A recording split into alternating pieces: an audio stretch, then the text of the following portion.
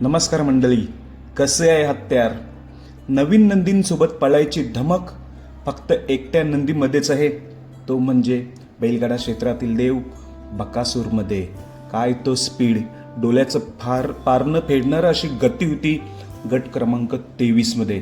तर भावांनो, आज श्री दत्त जयंती निमित्त ओपनचं बैलगाडा शर्यतीचं मैदान आहे पिंपरे थोपटेवाडीमध्ये. तर या गट क्रमांक 23 मध्ये आपला बकासूर आणि त्याच्या जोडीला होता मालशिरसचा राणा, म्हणजेच करमालाचा राणा आणि बकासूर. ही जोडी एकदम चांगली पळाली, चांगला स्पीड आणि टॉपचा गॅस. जरी पल्ला 750 फूट 750 फूट जरी असला तरी निकाल एकदम जलद गतीने घेतलेला आहे.